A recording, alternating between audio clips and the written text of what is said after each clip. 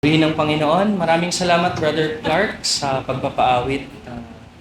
Ako din ay almost teary-eyed sa awitin na ito. Napakagandang himno para sa ating Panginoon. Is your all on the altar. So, purihin po ang Diyos.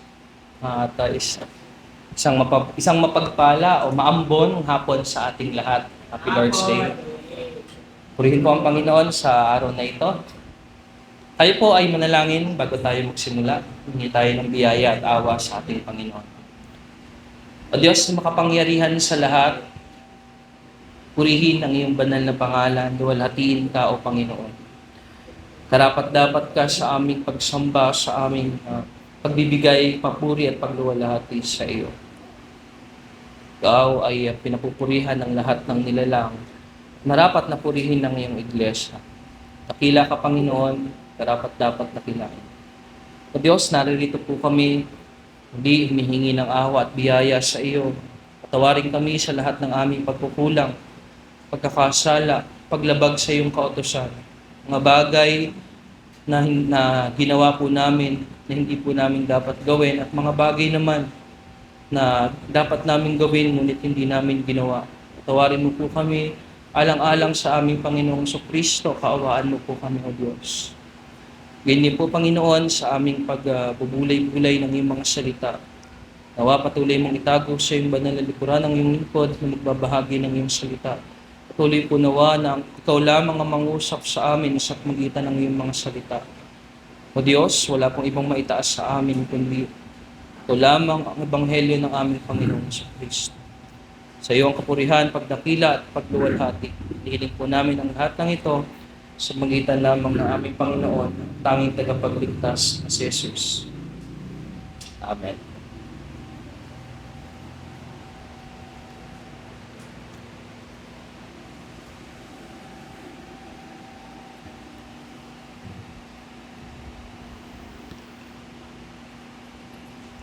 Kumalat po sa social media at alam ko na tayong mga Pilipino, no, na mahilig na mag-scroll sa FB, sa iba't ibang social media platforms ay kilalang-kilala na o pamilyar na sa meme na hindi ko po maalala, Your Honor. Alam natin ito. Ito ay kumalat, no? Nakakatawa na meme na ito na ginawa ng iba't ibang mga memes na ginawang katatawanan. Pero ito ay nag-ugat sa pagkaka-raid ng POGO or ng Philippine Offshore Gaming Operator sa Tarlac, sa Bambang Tarlac. At ang kinasangkutan ay isang mayora na kilalang-kilala ng lahat na nagsabi ng hindi ko po alam or nakalimutan ko po, Your Honor, ay si Mayor Alice Go or Go. Ito ay mga aligasyon sa kanya na siya ay maaaring may kinalaman sa POGO, na may-ari siya o share siya ng POGO, at marami rin ang mga haka-haka patungkol sa kanya na siya ay isang Chinese at hindi tunay na Pilipino. Siya ay ginamit ng mga Tsino upang magmanman o gamitin ang kanyang opisina para mas mapalawak ang kanyang kontrol. At nakakatawa ang kanyang sagot. Marahil siya ay nagmamaang-maangan sa sagot niya na hindi ko po alam, Your Honor. O nakalimutan ko po, Your Honor. Pero sa ating mga Kristiyano, sa pagharap natin sa buong linggo, pakikipaglaban sa kasalanan, minsan o mas madalas nahuhulog tayo sa kasalanan. Inaakusahan tayo ng diablo, inaakusahan tayo ng mundo. Natanong tayo, sino ka? Anong isasagot natin? Nakalimutan ko? Hindi ko alam. Madalas, sa ating pagkabisi, sa alalahanin ng mundo, pakikipaglaban sa kasalanan, nahuhulog pa sa kasalanan, nakakalimutan natin O minsan nagmamaang-maangan tayo at nagdududa sa ating kaligtasan, kaya napapatanong tayo, sino nga ba ako? O ano nga ba ako sa harapan ng Diyos? Ngunit salamat sa Diyos na lubos na maawain sa magitan ng walang dungis at perpektong kordero, si Jesucristong Panginoon natin. Tayo ngayon ay kanyang pinapaalalahanan sa kanyang salita. Pinagkalooban tayo ng bagong pasimula. Anong bagong pasimula? Pagkakakilanlan at bagong kapatawaran upang patuloy natin siyang mapaglingkuran. Makibukas po kayo sa akin sa aklat po ng Exodus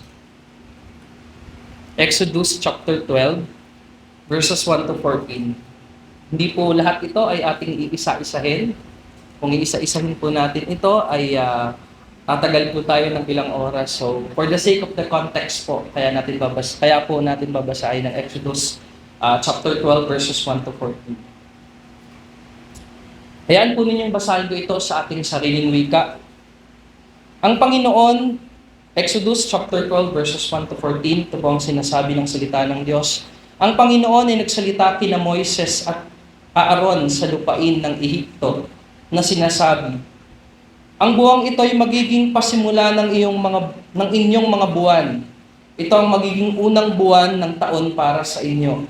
Verse 3, sasabihin nyo sa buong kapulungan ng Israel, sa ika-10 araw ng buwang ito ay kukuha ang bawat lalaki sa kanila ng isang kordero, ayon sa mga sambahayan ng kani-kanilang mga ninuno, isang kordero sa bawat sambahayan. Kung ang sambahayan ay napakaliit para sa isang kordero, siya at ang kanyang malapit na kapitbahay ay magsasalo-salo sa isa, ayon sa bilang ng mga tao. Gagawin ninyo ang pagbilang sa kordero ayon sa makakain ng bawat tao. Verse 5, ang inyong kordero ay walang kapintasan, isang lalaki na 1 taong gulang. Inyong kukunin ito sa mga tupa o sa mga kambing.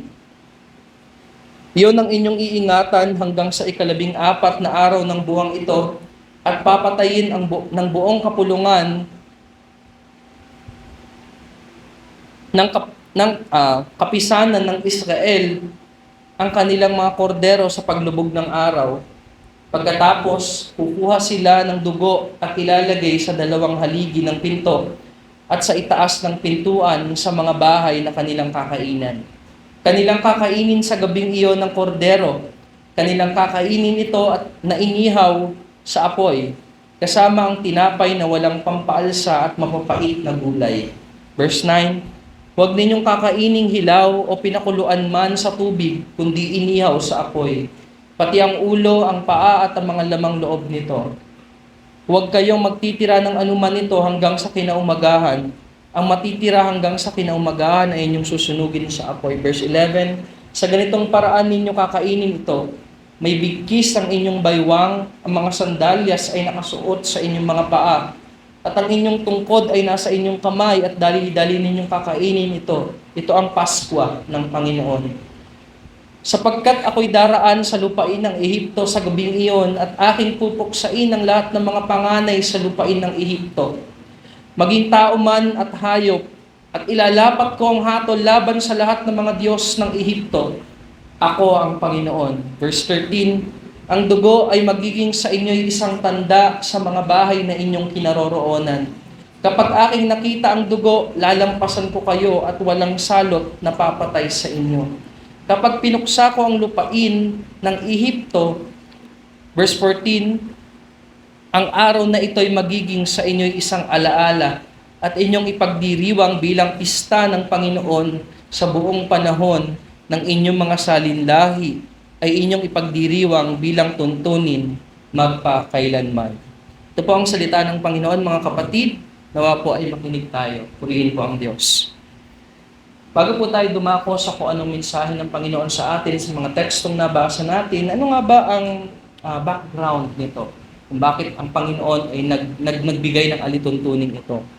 Mula pa sa aklat ng Genesis, ng si Jose o si Joseph, si Joseph the Dreamer, na siya ay binenta ng kanyang mga kapatid at siya ay napadpad sa lupain ng Ehipto.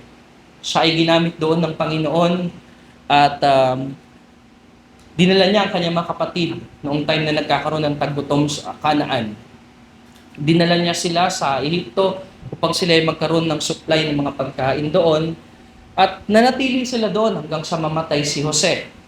Kaya lamang, umabot sila, ang pananatili nila roon ay umabot ng mahigit 400 years. So dumami sila, halos naging isang bayan na sila o isang bansa na sila sa loob ng Ehipto.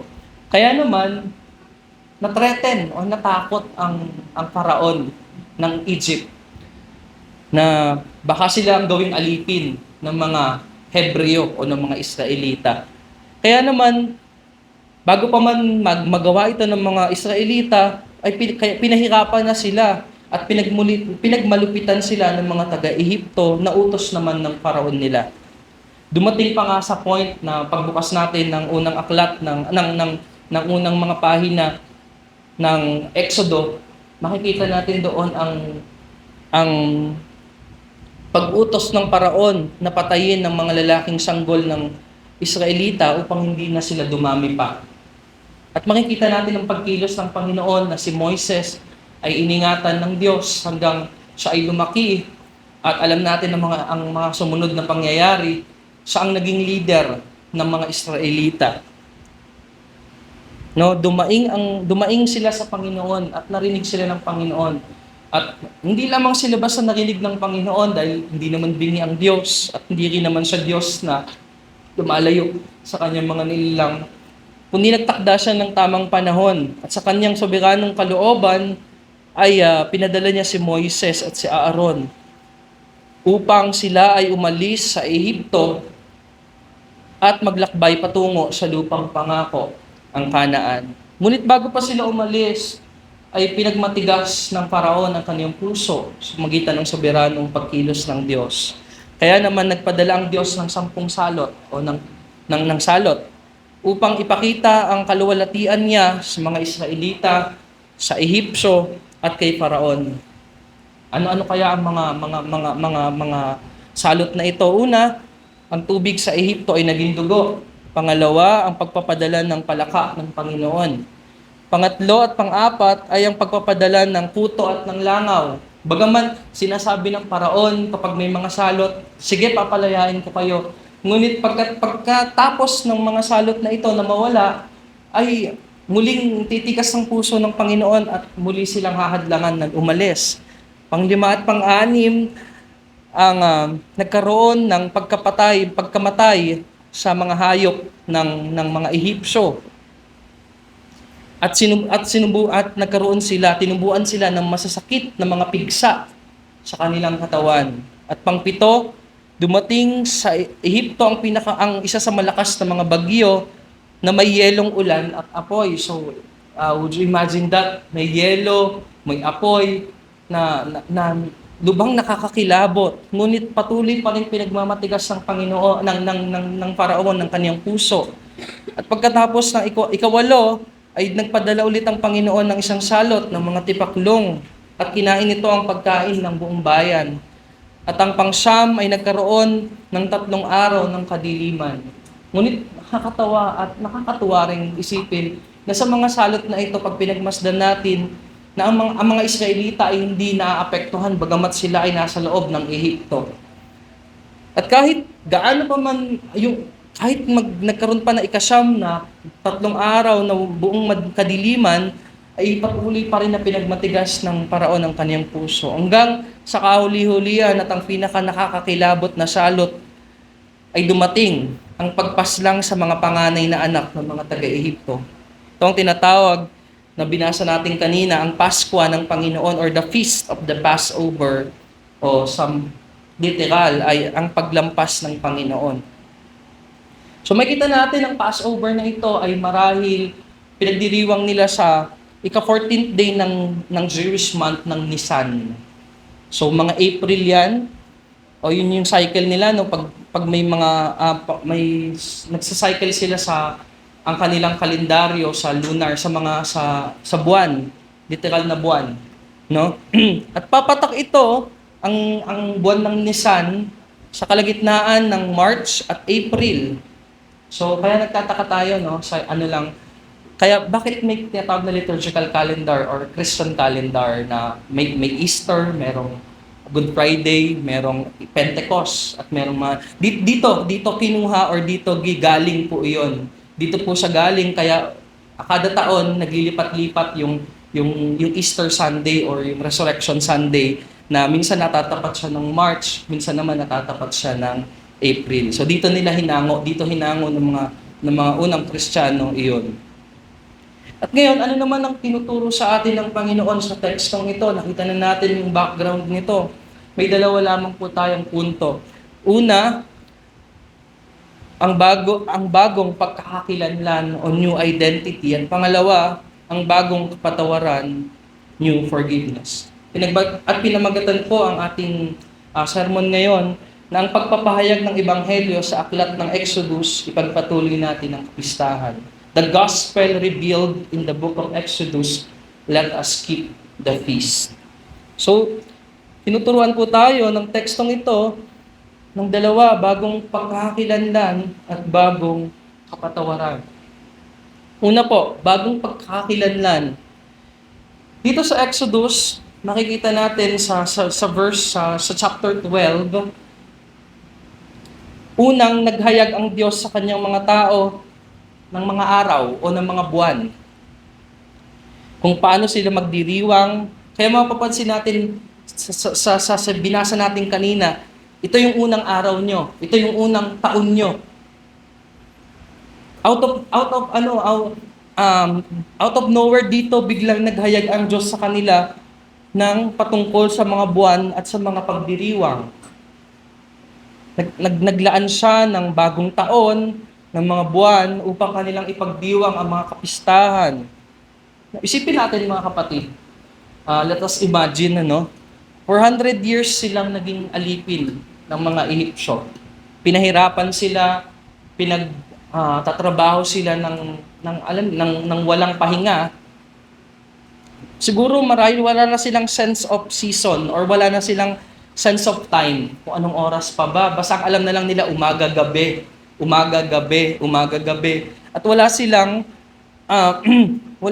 pahinga. Wala silang Monday hanggang Friday at ang kanilang trabaho at Saturday and Sunday yung kanilang pahinga. Wala po silang ganito. At kung mapapansin natin, mas lumalala pa ito dahil sa Ehipto, meron lamang 2 season. Ano yung season na yon?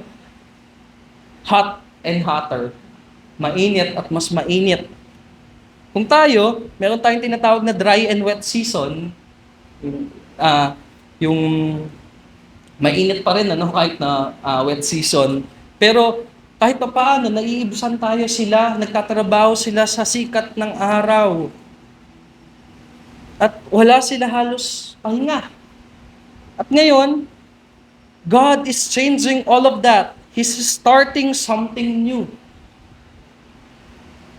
At isa pa makikita nating very interesting sa text na ito, there is a Hebrew word, makikita natin sa binasang Tagalog kanina ay word na sabihin mo sa kapulungan ng Israel. Merong Hebrew word na sa Ingles ay congregation or the assembly. Alagay sa verse 3, tell all the congregation of Israel or tell the assembly of Israel. At ang salitang ito ay nagamit mahigit 100 times sa books ng Exodus hanggang sa book ng Joshua. At ito ay isang common lamang na salita. Ngunit, ang salitang congregation or assembly ay unang nag-appear dito sa text na binasa natin. Bakit ito interesting? Kung una lang naman na naging word na binanggit dito ng Panginoon, yung word na congregation or the assembly. Ano bang nakaka-interest dito o nakakapuko ng pansin dito? Kapag binanggit ang word na congregation, ay meron itong significance sa kanila. Bakit? Bakit po mga kapatid? Dahil nung bago pa man sila or nandun na sila sa Ehipto, hindi sila tinatawag na the congregation of Israel, the assembly of Israel. Tinatawag silang the Hebrews o mga Hebreo. Or Bene or Ben Israel na sa ating wika ay mga anak ni Israel. Dahil tinawag sila ng mga anak o galing sa salinlahi ng kanilang dakilang patriarka na si Jacob o si Israel. So, dito pa lamang sila unang tinawag ng Diyos na kongregasyon, kapulungan. Nagpapakita ito na sila ngayon ay isa ng bayan, isa ng komunidad. God is shaping them with this new identity as a new nation, as a new people with a new time. Hindi na sila Hebreo lang. Hindi na sila isang ethnic group lang. Kundi sila na isang komunidad, isang kongregasyon, shaped by this common experience, moving in a common direction. At ang Pasko ang nagpapakita ng unity dito sa congregation na ito. Tignan natin sa text natin. Sabi dun sa verse 4, let me give you some para ma-imagine natin. Bakit may unity dito? Bakit anong koneksyon ng pagiging kongregasyon nila sa unity na ito? Ganito ang sabi ng Panginoon sa kanila. Kung sa isang pamilya ay merong isang halimbawa, pamilya ni Deacon John Paul. Sila halimbawa ay may 2 anak ni Atian. At meron naman sa kabila naman ay sina Brother John. Kapag yung isang lamb o yung isang kordero ay sosobra para kay na Deacon John Paul, kailangan at sina Brother John naman ay kulang. Halimbawa ay kalahati lamang ng Pasko ang meron sila o kakaunti para sa kanilang pamilya. Yung kanilang pamilya na malapit kay na Deacon John Paul ay pupunta kay na Deacon John Paul para kanilang pagsaluhan yung sasapat o yung sapat na kordero upang walang maging labis at walang maging kulang sa kanila. Sila ay magkakaroon ng sense of unity na merong pagkakaisa na walang sosobra para sa isang pamilya at wala namang kukulang para sa isang pamilya. Ano ang pinapakita nito mga kapatid? Pinapakita nito na sila ay may kaisahan na hindi lamang basta unity kundi oneness as a congregation. So, this is a new nation with a new identity. They have a new name and a new beginning. At minsan napapaisip pa tayo, gusto ko ng panibagong pasimula at iwan ang nakalipas. Gusto mong kalimutan ng mga nakaraan at hindi ka ma-define ng iyong ginawa noong kabataan mo.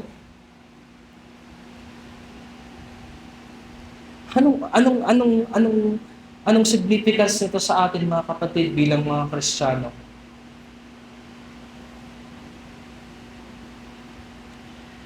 We talk about the word congregation. At ang congregation na ito, kung isasalin sa bagong tipan, ay alam na ng marami. The word ecclesia. As we translate as a church, pero sa Greek, ang ibig sabihin ay called out ones. It is the same idea. Mailalapat natin ang prinsipyo ng kanilang pagiging isa bilang isang bansa na tinawag ng Diyos sa kanilang pagkakaalipin na tayong mga hinirang ng Diyos na kanyang iglesia na tinawag niya mula sa kadiliman at bilang mga mananampalataya na pinag-isa niya kay Kristo.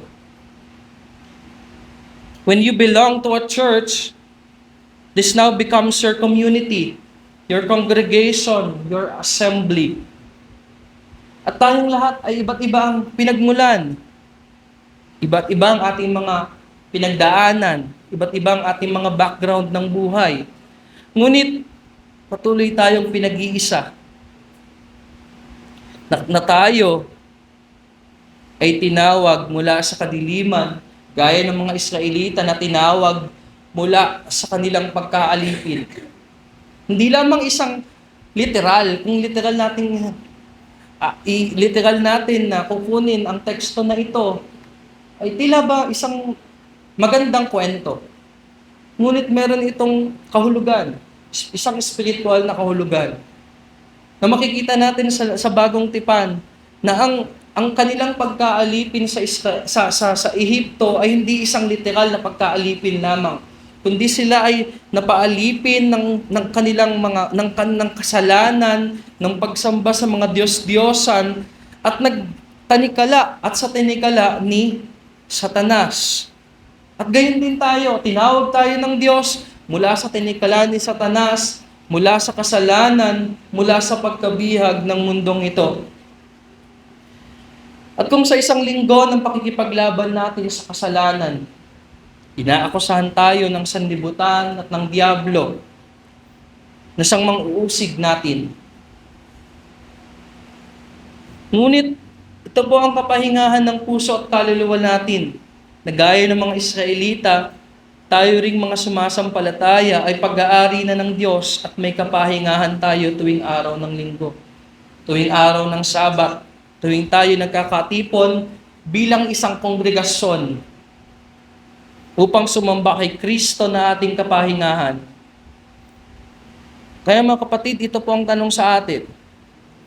Bakit natin kailangan ipagpaliban ng ating pagtitipon kung ang source ng lakas natin ay si Kristo na siyang ulo ng iglesia at ng kanyang katawan, ang minamahal niyang kapulungan?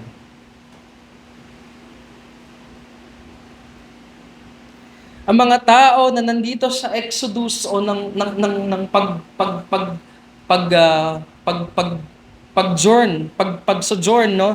paglalakbay, ay hindi lamang basta naglakbay at umalis sa Ehipto, kundi umalis sila mula sa tanikala, mula sa pagkakakulong sa kasalanan, sa sarili at kay Satanas, na ngayon ay pinalaya na sila, binigyan sila ng bagong katauhan.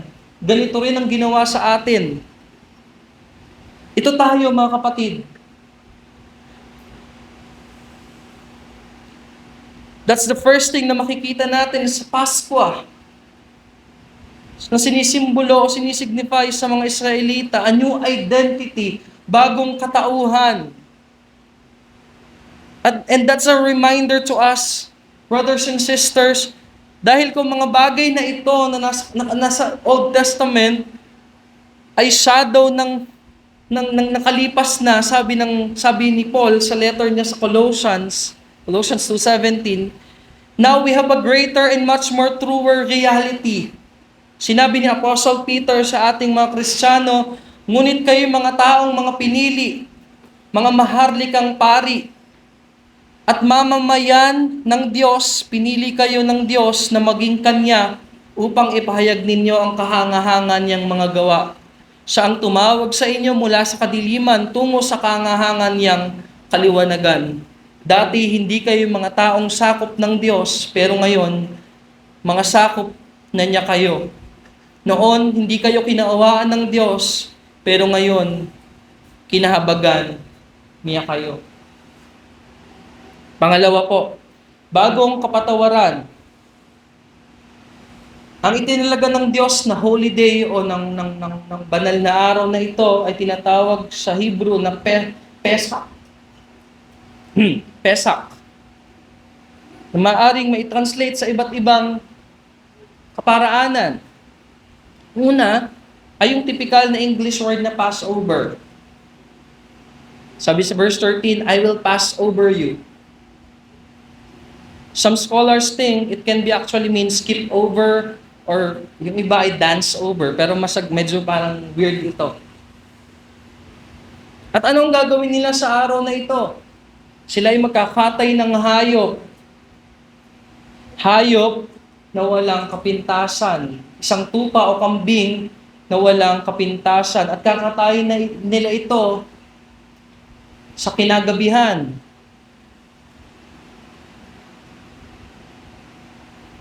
Hindi natin alam kung anong eksaktong oras na binanggit sa kung paanong gabi, kung gabing gabi ba o gabi o bago maglubog ang araw o pagkalubog ng araw.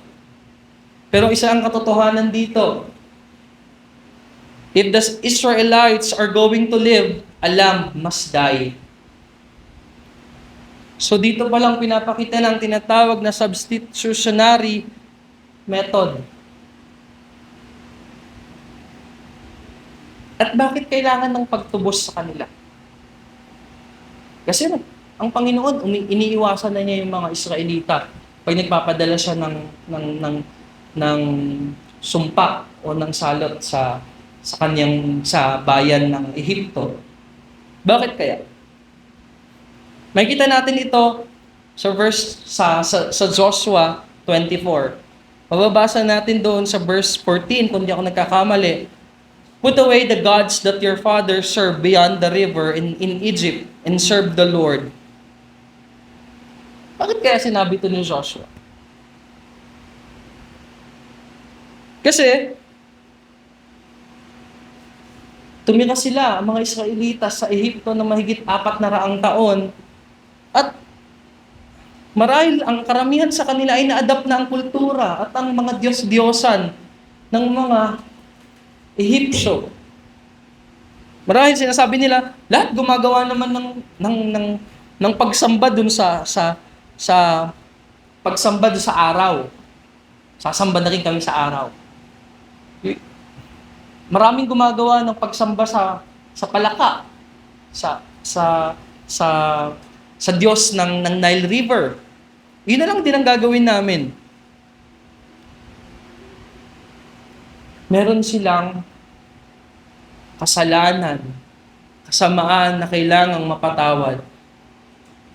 They needed to be saved from the destroyer.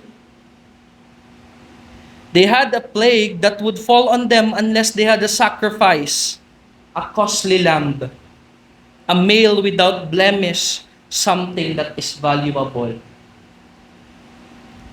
Mapapansin natin sa kwento, ganito rin yung thinking ko dati. Sabi, maglagay kayo ng dugo, pagkakatay niyo dun sa hayop, maglagay kayo sa inyong mga pintuan, sa mga haligi ng inyong tahanan ng dugo. Dating pagkakaunawa ko dito ay para ma-distinguish ng Panginoon kung sino yung bayan niya at kung sino yung hindi niya bayan. Siguro marahil ganun din ang isip ng karamihan sa atin dito sa text na ito. Pero there is something that is much more profound sa text na ito kung bakit kinumand ng Diyos ang pagkakatay ng hayop at ang paglalagay ng dugo sa mga pintuan. Hindi dahil ang Diyos ay para bang isang tao na pagkagabi ay nag-iikot-ikot, may flashlight siyang dala, titignan niya, may dugo. Hindi natin yan gagalawin. Ito wala. Sige, patayin mo yung panganay na anak. Hindi po ganun ng Diyos. Dahil doon pa man sa mga unang mga binigay niyang salot sa kanila, alam na niya kung sino ang kanyang mga anak. Alam na niya ang kanyang mga hinirang na Israelita. At alam niya kung sino lang ang papadanasin niya ng kanyang salot. Makikita natin sa verse 13, a blood is a sign for them. Ang dugo ay isang palatandaan sa inyo. It was a public sign, an assurance, a reminder to them, a sign and a seal testifying to them that life will come through death. Para bang tila sinasabi nila, mabubuhay tayo ngayon dahil merong isang mamamatay para sa atin. Ligtas tayo dahil merong isang dugo na naririyan para sa atin. Ito ay simbolo sa kanila. The blood was there to testify that their guilt of idolatry would be taken away.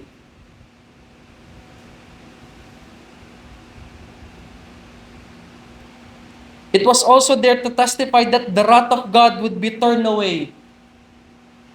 ang poot ng Diyos ay hindi nila mararanas. That is called propitiation. To be expunged or remove ng Diyos na kanilang kaaway ay magiging kakampi nila.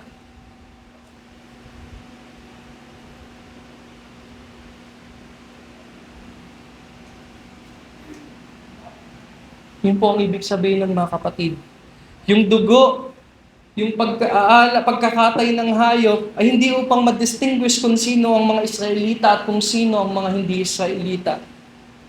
Kundi ang dugo na iyon ay sumisimbolo sa buhay ng isang walang kapintasang kordero na iniaalay para hindi sila parusahan ng Diyos, upang mapawi ang galit ng Diyos sa kanilang pagsamba sa mga Diyos-Diyosan.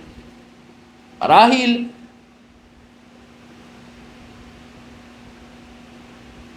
ulit-ulit natin naririnig ito. Ulit-ulit natin naririnig ito sa Sunday school ng mga bata. Narinig na natin ito. Marahil nakapakinig na rin tayo ng preaching patungkol dito. Pero sinasabi ko mga kapatid, it is the same story because it is still true and you need to hear it. Kailangan pa rin natin itong marinig dahil patuloy tayong nagkakasala. Nagkasala tayo ngayong linggong ito. Nagkasala ako ngayong linggong ito. Kaya kinakailangan natin ang mensaheng ito. Diba natin ang pagtatanto mga kapatid? From the very beginning sa Biblia, ang pag-aalay na tinanggap ni Abel, na tinanggap ng Diyos, na handog ni Abel ay galing din sa mga hayop. Si Isaac na naghanap ng alay sa kanyang ama, na dapat siya ang papatayin, ngunit ang Panginoon ay nag-provide ng isang kapalit. At makikita naman natin dito sa Exodus na ang bawat pamilya ay may inihandang alay para sa kanila na kayang mag-provide sa bawat isa. At gayon din, mababasa pa natin sa Leviticus, sa tuwing araw ng pagtutubos, once a year, pumapasok sa pinakabanal na dako ang punong pari. At meron silang iaalay rin na hayop para sa kanila.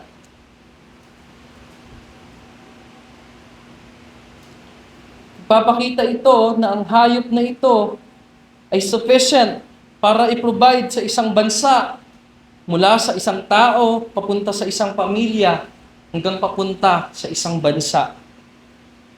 At hindi dito nagtapos. Kung titignan natin ang bagong tipan, makikita natin sa mga unang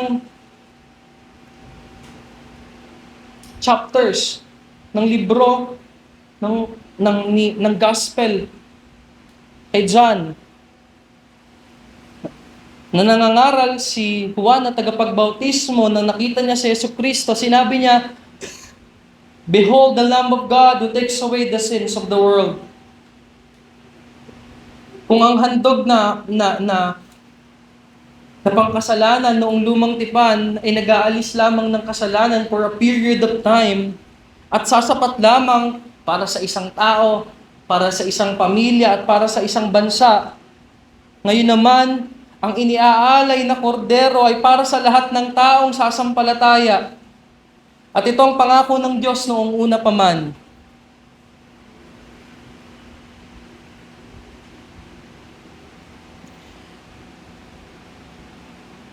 Kung gusto mo na maging ligtas, kung gusto mo ng kalayaan at kung gusto mo ng kapatawaran, kailangan mo ng kordero.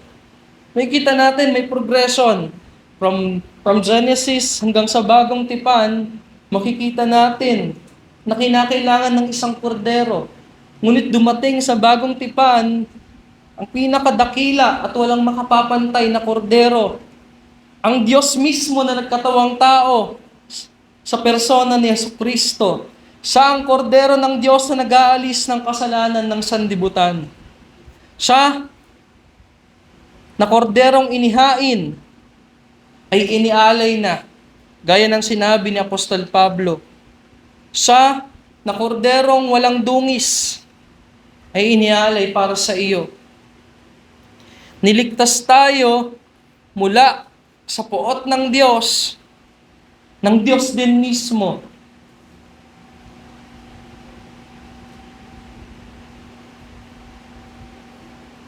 Gaya ng sinabi ni R.C. Sproul,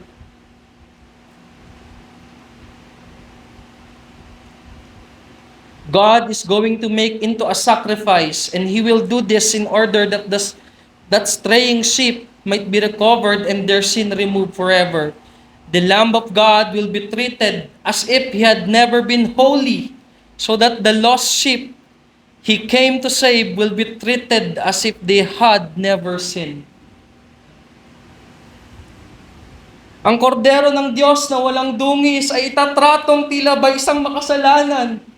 At tayong mga makasalanan ay itatrato bilang tila ba hindi nagkasala sa harap ng Diyos. At ito ang katotohanan na sinasabi sa aklat ng Exodus, na merong kapatawaran, hindi lamang bagong katauhan, kundi may kapatawaran para sa atin.